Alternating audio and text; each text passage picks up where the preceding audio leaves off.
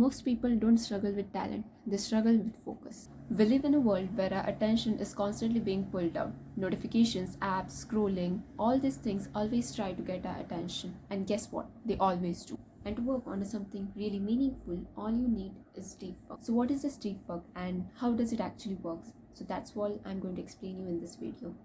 This book is written by Cal Newport, which is one of the great books so far that I've read on focus and concentration. He not only defines what deep work actually means, he also gives us some tips in order to achieve that deep flow that is actually required for us to progress in our career. So what actually is deep work? So the definition of deep work is read as professional activities performed in a state of distraction-free concentration that push your cognitive abilities to the limit. This kind of work gives high quality results and also makes sure that the harder things feels faster in the process. If you think about it, the most valuable things that we admire, such as building the product, writing a book, or creating something, learning a language, all of these things requires deep focus. It can't be achieved with the shallow attention. So this is where the deep work actually begins. If you want to create something meaningful, you should be in a state of flow that actually makes the task meaningful. But here's the problem. We are becoming the masters of shallow work, checking emails, replying messages, scrolling, and staying busy without actually getting things done. Newport argues that in this digital age, deep work is becoming rare and valuable. Why rare? Because constant distraction is a norm right now. And valuable because only few can do it, so it stands out. Psychologists call this as flow state, where time disappears, distraction fades, and mind is challenged as well as satisfied. Deep work is basically training your brain to enter into that flow state. So the real question is, how do you build a life that actually focuses on deep work? So now let's talk about the rules that are required to enter in a deep flow. The first one is the environment. In order to perform the deep work, you need an environment that protects you from distraction. Things such as scheduling focus hours in your calendar, working in the quiet places, making sure that there is no phone or any kind of distraction within your environment.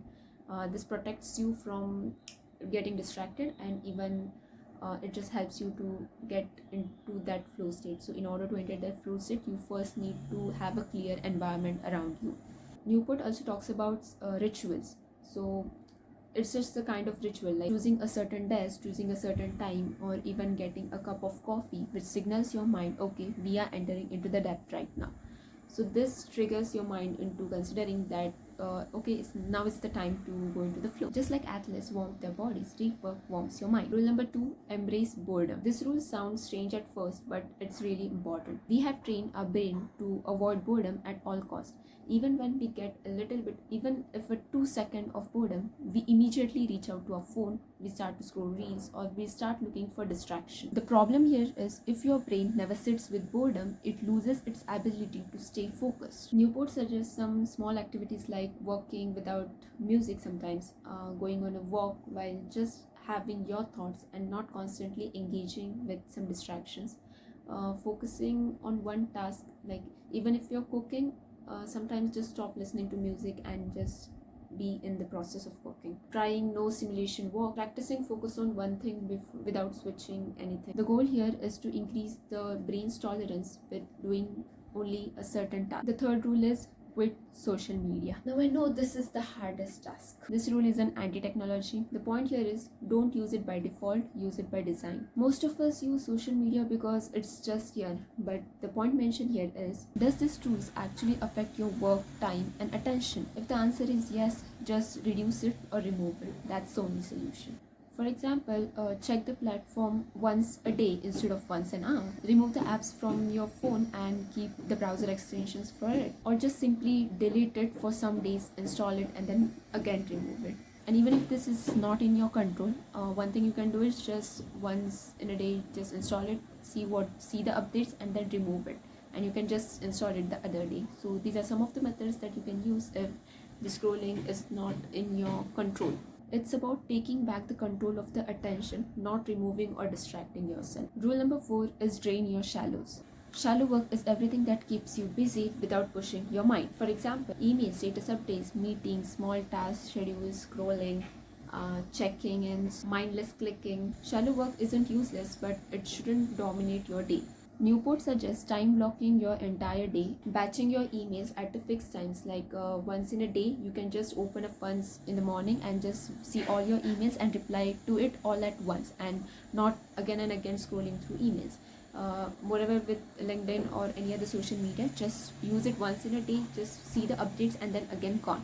So in this way you can just remove the shallow work as much as possible and focus on the things that actually matter. You should be able to protect your deep work like appointments, because if you don't manage your shallow work, it expands and it takes over everything. In the end, deep work isn't a productivity concept. I think it's just a lifestyle change. It's about choosing depth over distraction, creation over consumption, and focus over noise. If you're a student, a creator, a researcher, or anyone who wants to do some meaningful work, deep work is a life changer. It reminds us that being busy is not the same as being productive, and that the focus might be the most game changing skill of this generation. So, if you feel like your attention is scattered and your life is not going well and your goals remains untouched, it just means that maybe you're staying busy in all the shallow work. You just need some quite deep work in order to get on track. So this video will be a reminder to stay focused and to implement some of these steps towards your life. Do let me know if any of the tips that I've told have actually touched your brain, mind, heart, and you even thought of implementing some of it or even agreed to implementing some of it. Do let me. There are many more tips that are being talked about in this book and which are eventually very great. Talking about the social media thing, it's just a little difficult right now because our generation is a more digital age, and it's actually really difficult to completely get off the social media, but we can eventually keep a track of it and just make sure where time is getting utilized. Staying on track, keeping calendars and making good use of your time is the most valuable thing right now. Time just passes very fast, and it's really important that you should work on the things that do really matter and which creates a greater impact, especially if you're working towards an art or solving something complex problems. It requires depth, and for that depth you need that proper mindset, you need that proper peace of mind in order to focus more deeply on such tasks. So this book has completely helped me in many ways. I read this book around a year ago, I guess, and still the social media thing is not completely manageable by me because I just switch up to social media many times in a day. But other things such as implementing the environment and going creating a flow or a ritual that makes you go into a deep flow actually helped me a lot, and I'm implementing this. Even talking about the social media, it's not complete. I'm not completely over social media, but I'm trying my best to get my things clear. So yeah, that's all about this video. I hope you really like this, and I'll just continue making those videos soon. Bye. Just like the athletes warm up their bodies,